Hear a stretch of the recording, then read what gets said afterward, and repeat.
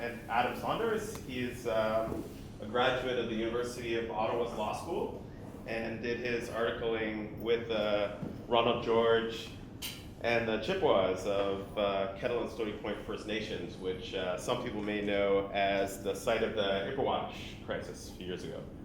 Mr. George's fierce passion for justice for the children of Kettle Point left a strong impact on Adam's view of the path his career should take. Currently, he runs his own practice as a sole practitioner, and he is committed to access to justice and working with you through the complexities of our legal system to achieve the results you deserve. So without further ado. Hi, everyone. So it's an honor to be here. Thank you for having me. I'm indeed a lawyer, and as a result, I need to preface everything I say with obligatory boilerplate. So I'm going to touch in general on some aspects of practicing law, but nothing I'm saying here is legal advice. And I'm also not your lawyer just because I'm giving this speech. There's no lawyer-client relationship going on here. I know it's getting late in the day. You've heard a lot of detailed technical talks. The last thing anybody wants is to hear a lawyer drone on for an hour.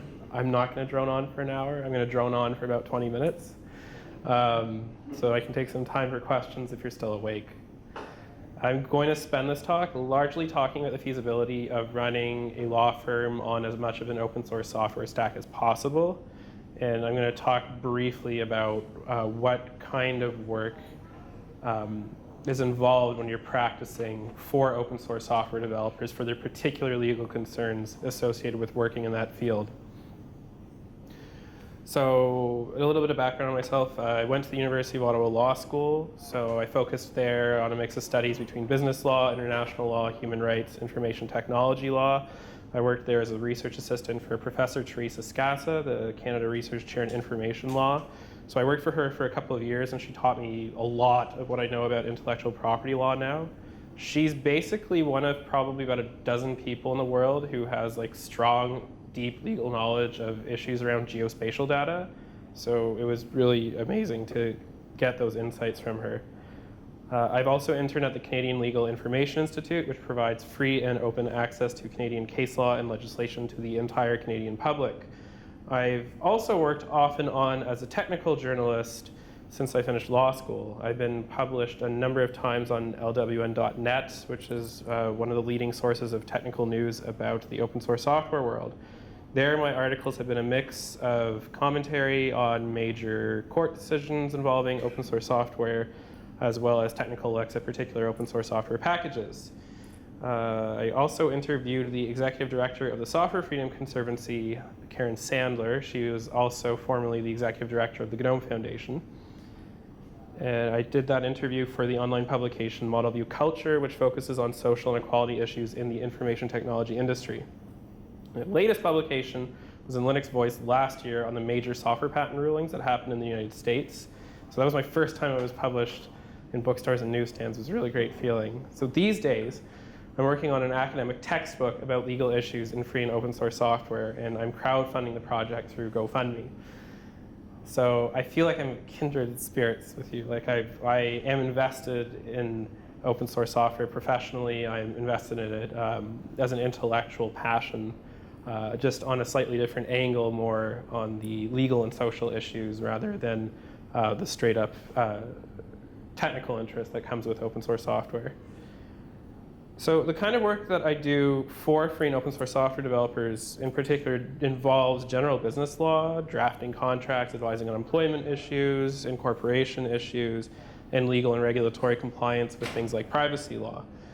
Sometimes I get queries about whether or not they can provide a particular commercial offering of a product based on third-party open source code.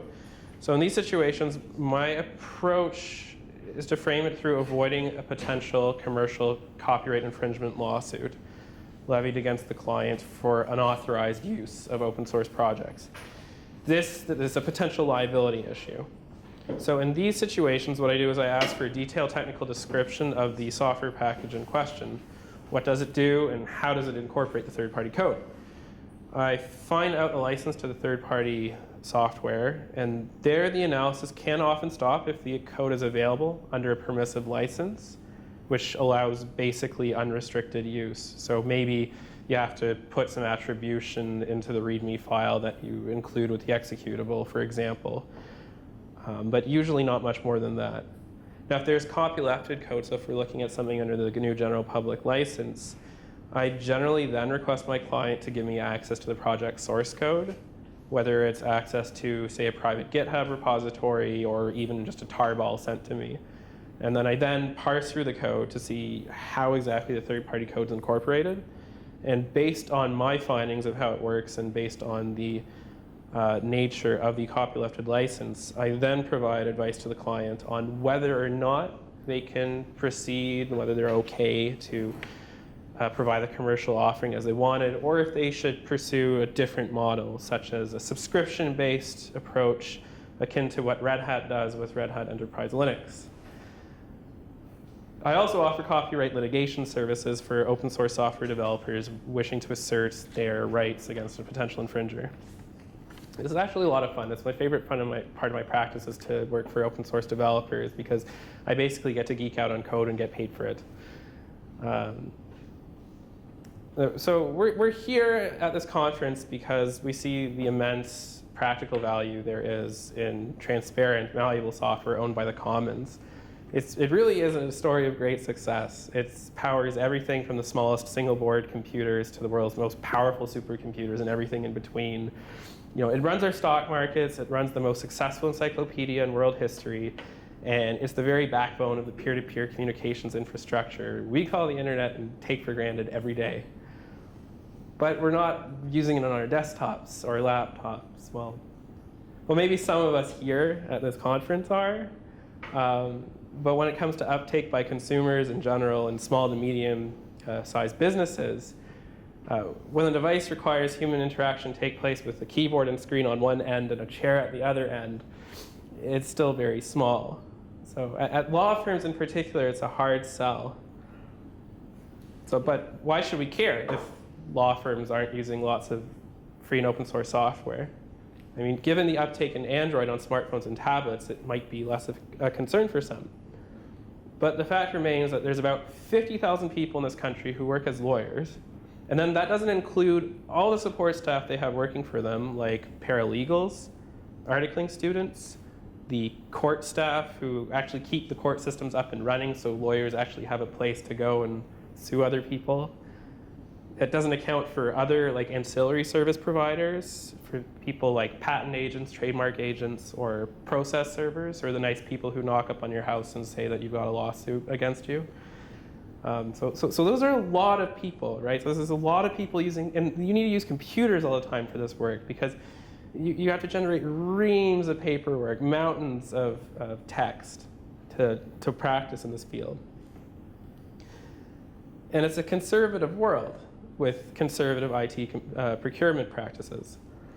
But I tried swimming against the current as an open source software advocate for many years. So I decided I'm not just going to let something like becoming a business person in the legal world, force me onto Windows. I decided I'm going to still try to run my law office using the Linux machine I had, my Linux laptop. I was going to try it without Microsoft Office or any of the specialty software that works just on Windows, which caters particularly to law firms, like specialized practice management software.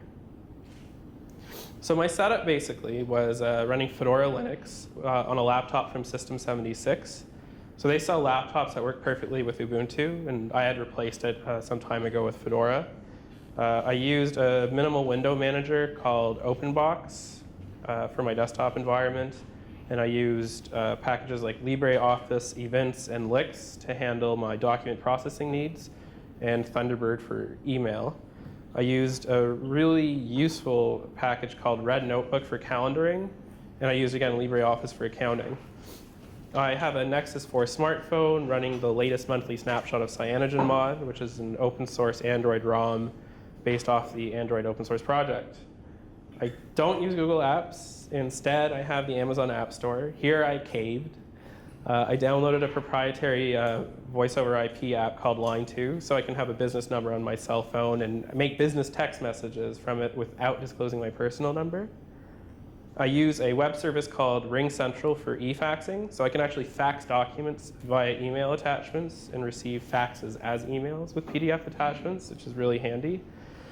I use KeePass X for password management and WordPress for handling my website, adamsaunders.ca. My favorite find was something called diff PDF for analyzing differences in PDFs, which saves so much time when you're sending revised documents for settlement back and forth between yourself and an opposing party's lawyer. You ask them to make one change to one clause, and you don't have to read the whole 15-page document of boilerplate again to make sure they didn't sneak anything in, because you can do diffs. And I never would have thought to do that if I hadn't dabbled in software and source code revision systems. I was like, software developers run diffs all the time. Why can't I run diffs for legal documents? And so I ran this setup for about 8 months, and it was all right for a lot of things. So, basic task email, web browsing, that was all fine. Drafting contracts and separation agreements was fine, because LibreOffice, you can generate PDFs to make sure everybody can read it just fine. But where it became problematic was when I had to dabble more into litigation to actually file stuff according to the forms prescribed by the court system. And in that court system, it's very Microsoft Word focused. And the expectation is that there are lots of people everybody runs Microsoft Office. All normal people run Microsoft Office, right? It's synonymous with business document processing in the corporate business and legal world. So the idea that there's even an alternative is completely foreign to people, right? So it's just assumed that you can handle these documents. So LibreOffice is very good at opening most Office documents, and that makes it terrible for use in a law office, because Microsoft Office is perfect at opening Office documents. If you're facing a major deadline and your open source document processing system gives you a garbled document that you can't parse, or it saves a Word document that you've been working on for hours, and it opens it up later in a garbled state, you're in trouble. Right, so imagine you ask for a financial statement from a client, right? So you've had them dig through their Canada Revenue Agency notices of assessments for the past 3 tax filing years.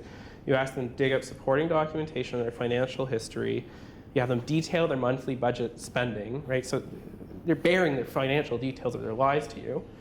And they email you a docx file with the details. And you open it up, and the tables are garbled because LibreOffice throws up when it sees Visual Basic macros. You can't see half of the financial details because the tables aren't properly rendered. You have no idea how to go about formatting it to recover the information. So what do you do? I mean, you could ask for PDFs, but then that makes it difficult for you to make substantial edits.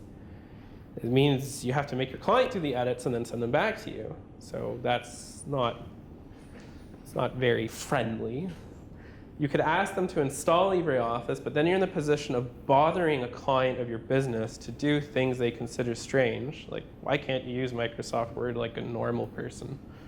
And learn like a new complete software program just so they can have access to what they already feel like is a ridiculous, convoluted legal system. So, but even if you could get them to do all that in theory, there's basically no chance to get it to work because the government of Ontario itself provides electronic copies of all its legal documents in Word and PDF formats. And most of the Word documents have macros in them. So it's even harder for LibreOffice to work with them. They might seem to be rendered properly, but as I had found, once you save the document and you try to return to it, LibreOffice turns out that it couldn't handle the macros, and your entire document and a couple of hours of work has been wasted. So I muddled through trying to figure it out, but then my laptop got some major hardware problems. So I had made a backup of my files, luckily, and then I caved and I bought an HP laptop running Windows because I needed a replacement now, and I needed one that worked because work was getting very pressing. And I still use a lot of the same open source packages on it. I still use Thunderbird. I still use Red Notebook, I still use KeePass X. But I have a Microsoft Office subscription, and it's made life easier for me. I know that every single document I will get will be rendered properly. And that is a non-trivial concern in my line of work.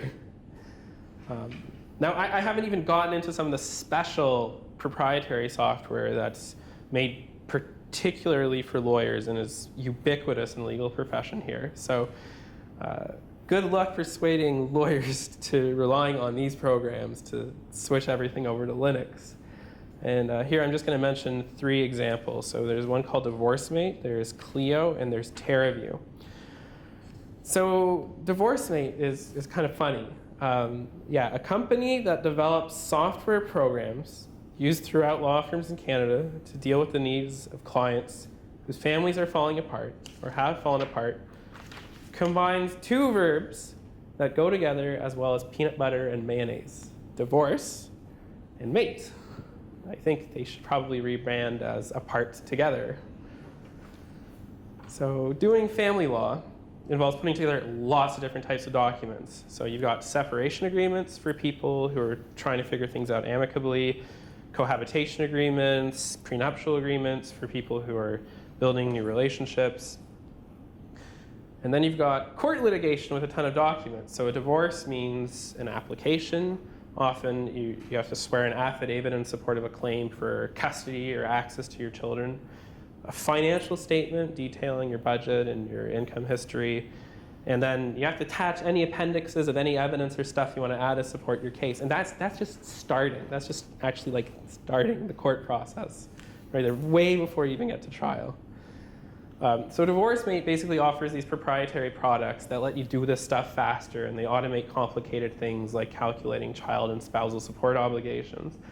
And they have client-side products that work only on Windows, and they're pretty expensive, but they say, oh, you can just bill this as a disbursement to your clients. They've also recently offered a cloud computing option where you can host your sensitive files on a Microsoft Azure instance on servers in the northeastern United States. So you can do your work from any device. But that's even worse in terms of freedom than the client-based options because you don't even have an executable to work with, let alone access to source code. So Clio is like a comprehensive law practice management software system. It's like an all-in-one shop. It does invoicing, docketing of time, case management, accounting, appointments, etc. You open it up when you want to start work and you close it when you're done work. It's a cloud-based system. Prices range from about $40 to $110 a month, depending on how many features you want. They've got a number of similar competitors offering similar services, and they're all proprietary, and some of them are client-based. And so I looked around the web to see if there was anything open source that was recent that could compete. I found a lot of abandoned projects that had like 0.1 status on SourceForge and said, you know, abandoned, don't use. The closest I found for something that's actually kept up to date is Civic CRM. But Civic CRM appears to be designed for constituent relationship management for nonprofit organizations. And you need to install it on a web server to work, so you can't just install it on your laptop or desktop and expect it'll run. It's not client-side. So I saw a post online from an IT tech at a nonprofit legal services firm who was exploring whether or not they could use it in-house. But I haven't seen any follow-up, so I have no idea if it was successful or not. There are some companies that offer remote Civic CRM hosting at a considerably cheaper price than Clio. But then I think you may have the issue here. You're configuring a management system that was made for nonprofits and charities to manage things like donations, and then you're trying to make that work for a for-profit law firm, right? So it's not a drop-in replacement. But I'm planning to explore whether or not this is viable, but I'm not sure it is. And then lastly, so TerraView. So let's say you're an Ontario real estate lawyer. Okay, there are things you have to do, you can't avoid doing if you're going to do your job. So you have to do searches of Ontario's land registry database as a regular part of your work, right? You want to make sure that people who are like buying the houses and selling the houses actually have the rights, the title to the land is actually spelled out there and that the proper transaction is going on. You want to make sure it's all proper. You want to register a deed or a mortgage, for example, too.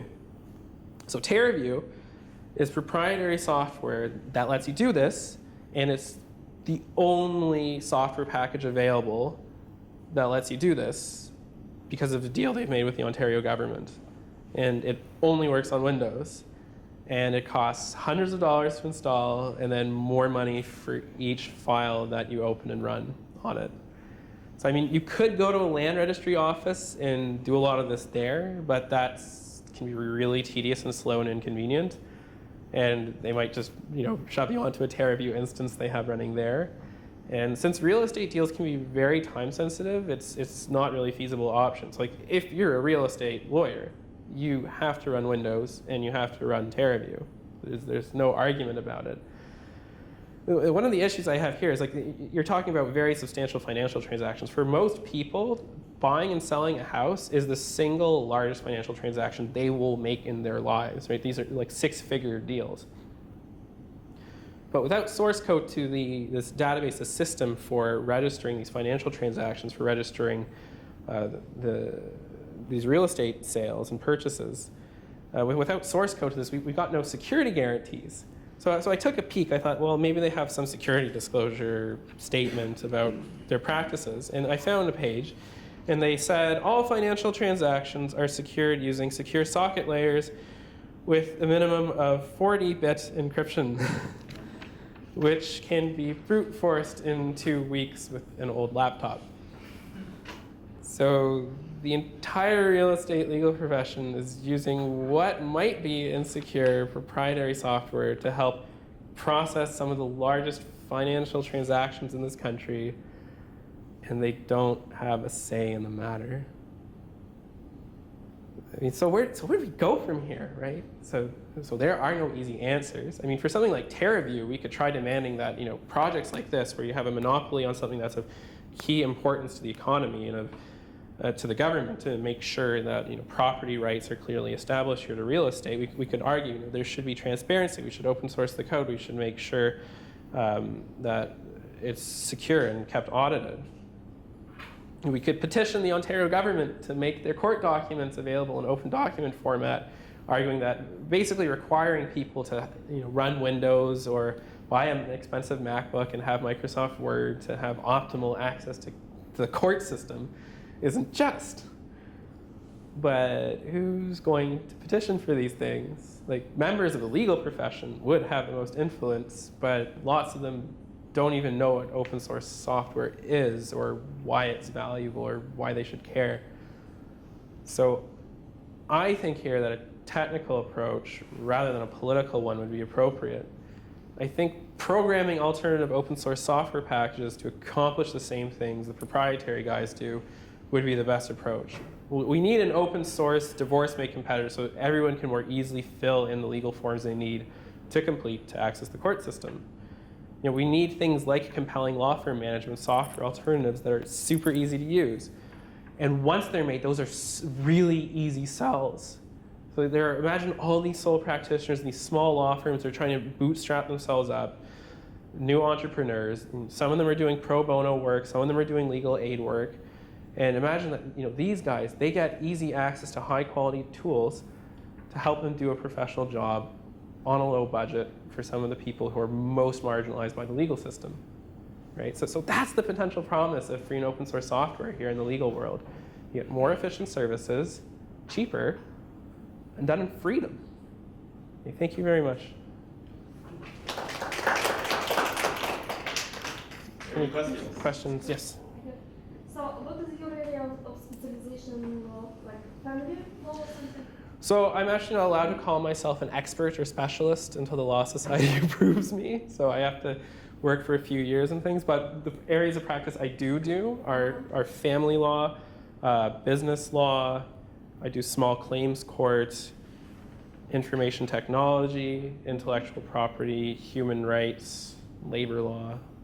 There's a very famous lawyer at Ryerson University. He does computer law. Oh, Maybe yes. you can go and meet him. Like he very often provides counseling on the TV, and everything like this. I don't remember his name, like Abner Levin or something. Okay. You find him, right? I'll find him. It's Ted Rogers School of Management. Okay. Right? And usually, if you're interested in law and computers together, they do defamation on the internet. Like somebody sets That'd up be the great. website Mhm. and starts blaming somebody else. Right. So lawyers who is very knowledgeable about computers as well, because there's a lot of kind of capturing things, they step in and they do those sort of things. So defamation, copyright, licensing, something like this. Sometimes people set up websites to look something something very famous with a little bit changes, Right. and then they make it look crappy, and sometimes people get on that website by mistake, and they start thinking what about the real business. Right. So The trademark also, issue, yeah. computer lawyers handle those sort of things. So you have to go to RARS and talk to that lawyer. Maybe you can do some things together if you're interested in computers and go together. That sounds great. I'll look him up. Thank you very much. I don't remember his name, but that Rogers School, business Ted Rogers School. computer lawyer. Okay, thank you. Okay. You have a question? Yes. First, a comment. There's a document published on copyleft.org, and it's had a couple authors on it, and it's a tutorial and guide basically for trying to understand the GPL. And it points out in sort of the introductory chapter how ironic it is that the legal system is an open system. You're allowed to look at the laws are published, but also the cases, the decisions of all cases are published. And as a lawyer, if someone came to you and said, oh, I've got this problem, one of the first things you're going to do is going to run to the law system and see, are there other cases that are like this? And imagine if the law system were a closed system where lawyers couldn't do that, and every case had to be, studied and analyzed and fought on first principles. and they kind of point out the irony that, of course, the legal system wants to clamp down software in that way, where we're not allowed to look, we're not allowed to share software, we're not allowed to, and how, of course, you've got the whole copyleft movement, which is a way of hacking the legal system to use copyright law against itself, almost in a sense, to preserve the freedoms that copyright would normally be trying to take away from you. Yeah. That's The absurdity of it, yeah. And that's part of the reason why I guess that spirit, the analogous issues here, right, of, open legal code and open software code, is one of the reasons I find working with software developers to be they're often the best clients, I find, because it's a similar appreciation for technicalities, for trying to figure out how complex systems work, right? Yeah. Just a question. Normally, whenever I'm trying to study the GPL or understand, legal software stuff, of course, in the preamble, it's always, well, this document is based on U.S. law and may not apply to you. I would be curious to know, of all the open source, there's 400 open source licenses, like the Mozilla or the Apache or GPL, I would really be curious to know if maybe there's a website somewhere, or maybe do you know, of all the clauses in GPL v2, for example, are there any that don't apply in Canada, for example? I haven't heard about any particular issues involving anything in the GPL not applying in Canada.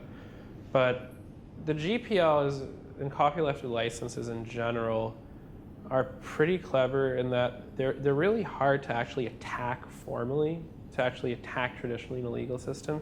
Because you try to think of a fact pattern which someone would want to argue the GPL doesn't apply to protect themselves, right? So what I'm thinking is, say someone decides, okay, I'm gonna make what's a good example? I'm going to make a box that plays DVDs, Blu-rays, and Netflix, and I'm going to have a simple GUI, and there's going to be embedded Linux running in there. And I'm not going to abide by the GPL v2. Who cares? This is mine, right? And then say one of the GPL developers sues and says, you need to disclose the stuff or whatever. And so what's the company going to do? The company's going to say, your GPL license is invalid. I get to do what I want, right? But if they make that argument, so then they're saying that the only public license, so the only potential right they would have to use that third-party source code is invalid. So what they're arguing then is that the person who's developing this Linux package is actually providing something under a completely restricted all rights reserve model, in which case the people making the Netflix box still have are arguing, I have no right to actually make this thing, right? So I think Evan Moglen described it as being something like he's a Columbia University law professor and very involved in free software laws. Like it's like an armadillo or something. Like Running for president? no, I think that's Larry Lessig from the Creative Commons, yeah. Sorry. So like, if you're ever in a position to really try to attack it, you'd be just shooting yourself in the foot, right? So that's where it's uniquely strong, yeah. Sorry, yes. I was going to make a comment on that. There's actually been a couple of cases with device drivers from VMware where they've actually tried to shoot themselves in the foot recently and showed that you don't know about that. So like literally one of the arguments among kernel and device driver communities is eventually what's going to happen is if you try to violate it, not only are you going to shoot yourself in the foot, you're also going to get bad community back. So if you're a large enough company, that's a really big concern. You know, yeah, there's a social pressure I too. knew about the case in Germany. That was really, I haven't heard much about it, but I know it was out there. Really, because that was one of VMware's, which driver was that again? It was a really big one. It's their GPU stuff. Yeah, it was like their GPU stuff, and they violated it, and they had to go to court in Germany, and they actually had to open most of it, or all of it. Something like that. Yeah, I don't know all they do there, but yeah. You read the Slashdot headline. I read some of it, and I'm not in GPUs as much, so. Right. But yeah, one of the areas of among device drivers is the argument he brought up is with GPL and like device drivers. It hasn't ever been formally tested to VMware, and then we figured out, yeah, you have to follow the GPL. So like, you're going to shoot yourself in the Yeah, foot if you mess around self-defeating. with things, yeah. Because there are two arguments for like, yes, the license is valid, right? Or the license isn't valid. If the license is valid, It was then they're valid, at yeah. fault because Yeah. they're not abiding by the requirements to distribute source code. And they're saying the license isn't valid, then they're at fault and they have absolutely no right to distribute, right? So there's no, More complicated. Well, because the kernel provides a specific exclusion that if you only interface to it through the syscalls, Right, then yes, you're fine. yes, And yeah. what they are saying is when you write a device driver in Linux provides like an API for you. Yeah. You don't write your driver from scratch. So, you would call request IRQ. No, You create I do it, stuff like that, so I Yes. know, yeah. Yeah. So- So they're arguing yeah. that there's a formal API and we're only interfacing with the kernel. with device driver. So we should, and of But course, that's cool. no, of course. It's cool, right? Of course. It is. Of course, because I you mean, need the kernel sources. Yeah, but this isn't as prevalent in network drivers anymore. Wireless drivers used to be the big one, but now it's turning more into GPU drivers. Mostly embedded system on chip GPU drivers, I'm aware of. Yeah. Like there's rampant infringement going on in the embedded Like, yeah. space, like rampant, yeah. I'm glad to say though that it's mostly just small system on chip manufacturers. You can get me wrong. But most of the big players like AMD and NVIDIA, they're not really screwing around with it that. Oh yeah, no, It's absolutely. mostly smaller system on chip manufacturers. How's Broadcom doing with for most of most of their stuff open right now or what? I don't know if you know. Their GPUs exactly. I think they published something for the Raspberry Pi. Yeah, But I think it was that's what a for mainstream the- KMS driver. Yeah, I know it is. Absolutely, yeah. So yeah. Is there any other? Go ahead. In specific partnership, can you comment on its potential effect on copyright? Well, we haven't seen the whole text. Yeah, so it's hard to, right? Very Yeah. interesting stuff. It's interesting stuff. I mean, I think that there, from what I have heard, some of the rumors have stated that there could be some potential nasty stuff we could see in the criminal space, that particularly around breaking DRM.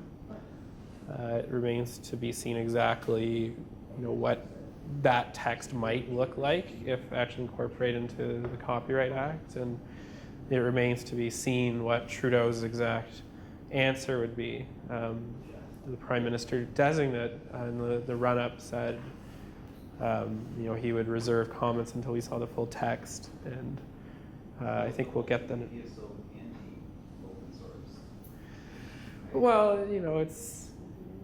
The question is, do countries believe it's in their best interest to have, a free trade style system, which is largely dominated by the United States, right? And so you have very strong opinions on both sides, and one of the ways in that's reflected is very strict copyright rules. that have been put in. So it'll be interesting to see how it plays out.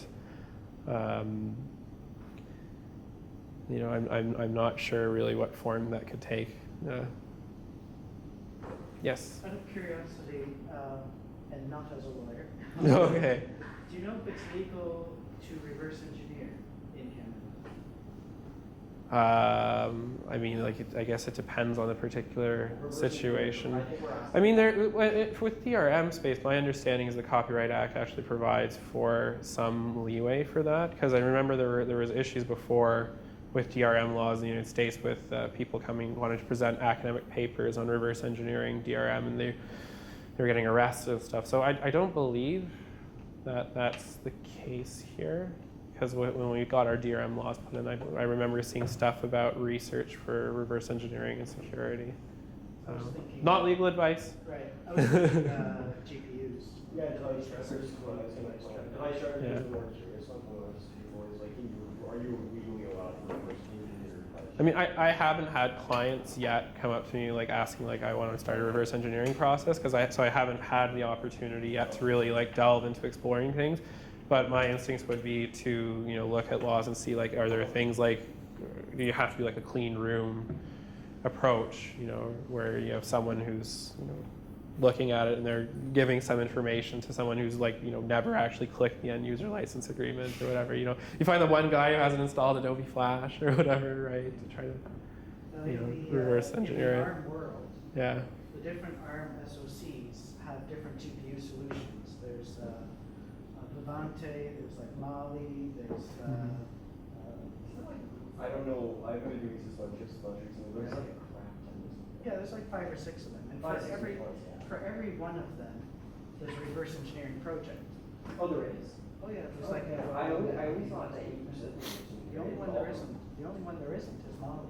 Oh, and it's something I'm very interested in. Okay. But I don't necessarily want to be that person that goes out there and ends up in front page of some, I mean, I know that like Red Hat, for example, has a couple of employees dedicated particularly to like NVIDIA Rob open Clark. source drivers, right? Rob Clark reverse Yeah, engineered It's called Nuvo, I think now. Yeah. Well, Rob Clark is free Trino specifically. Okay. But Nuvo, yes. Exactly. I think Right. there's a couple guys at Intel who are full-time employees who do the Nobel work. They're in Finland now. AMD is trying to open source all of their driver, most of it at least. Okay. I don't know about In the ARM space, or no, just the entire GPU oh, like the stack. They've been trying to do it for okay, a while. like their Catalyst stuff, or Yeah, because the only thing they're not going to open up is probably like their FireJail stuff, just because their top end customers are still going to work on Catalyst. Okay. So that's around for a lot longer. Okay. Mostly they're doing this because they kind of finally grown up like Intel and figured out that actually having an upstream driver Yeah. is cheaper for them. Yeah, no, exactly. Yeah. And it took a long time for them. I don't know if NVIDIA is going to get around to doing it anytime, but that's what Intel figured out. They eventually figured out having an upstream driver is just cheaper, and ultimately you can have a closed source driver, but unless you only have a small user base, you're going to have a lot more costs. Mm-hmm. Like at least 2 to 3 times estimated by Intel. Mm. So there's really no argument for not having an upstream driver unless you have intellectual property that the other one can Yeah. I think- That's the only time I've ever heard that. I think part of the reason we probably won't see more disclosure coming in from NVIDIA is because they're claiming that they've basically invented GPUs. Okay. And like they hold patents where they're claiming, basic GPU concepts. And they've recently started asserting them, like for the first time ever, like last year. I think it was against Android OEMs. Oh, really? But don't quote me on that. I could be wrong, but I remembered reading last year that it was big news at the time because of the first time that they said they ever launched patent litigation. Really? And I was looking at it. Yeah, my article is up there about it on I think lwn.net. And like there's like basic GPU concepts they're claiming in their patents. Like they're old patents, but they're still valid, right? So I think that's part of the reason we may not see more disclosure, and part of the reason why it's so hard to get like a good Yeah. open source GPU driver, and where you have like 3D hardware acceleration working and stuff like that. Intels are good right now, other than the fact that they're slightly behind like Windows by about 10%. Yeah. mostly due to Mesa only at 4.2 for GL. Right. It's moving along quite fast though. Yeah. It's no, Mesa is at 4.2 for GL now. It's not like it's not 4. It's almost there now. We've been at 4 for a really long time actually, like 4 months. It's just not in the distributions yet. That's probably why you haven't noticed. But yeah, it's been around for a really long time. But honestly, that's the issue. We used to have issues with wireless stuff, but generally now it's mostly proprietary graphics drivers are becoming the bigger issue. Yes. And then the other issue on top of that is mostly graphics drivers are actually, interestingly enough, trying to use user space drivers over internal drivers for obvious reasons. They're just easier to maintain because graphics drivers change a lot more often and rapidly than most other drivers. So doing a user space package and just installing that, putting into the kernel is probably easier than you recompiling the kernel every time there's an update to the driver. So that's generally why they're doing that. Right. Yeah. So it can happen more on the fly, right? Yeah. Because network drivers don't change that often. Right. I don't know how much this is on chip drivers change. Probably not that much. Yeah. So it's generally GPU drivers change the most. Hey, Adam, I got a question about your business there. You said basically word is ubiquitous around the legal practice in general. Now, Microsoft's decided to go to a more subscription-based model where now you just can't purchase Word. Now you have to pay every month, whatever it is. Do you think that's going to change the way that that industry works? Like, do you think that they'll move off of Word and Office in general because of something like that? I think, well, part of it though is Microsoft has a lot of inertia for them built up, right? Like there's just like in the marketplace, there's just a lot of people just have lived with it for years and they don't keep up with tech news because, you know, for them it would be like keeping up with news about hammers or drills if they're not into like power equipment, right? It's like, I'll just get, you know, whatever everybody else is using when I need it and, you know, hopefully it'll work and then, you know, replace it in a few years. So most people don't even know that there's an alternative really, right? Or they might be aware that, yeah, if they have an Android device or an iPad, but even now, Microsoft's starting to put Office on there, but before they would have been like, yeah, I know we have some things that sort of work, but it's not the exact same. It's because it's just a conservative profession, right? It's really hard to get to adopt something more radical as a whole, so. Okay. Yeah. Were there any last questions or? Okay. Thank you very much. Next speaker. I have a handout, sir. Seneca and Cedar. Oh, Thanks a thank lot. you so much. Appreciate it. Oh, that's so nice.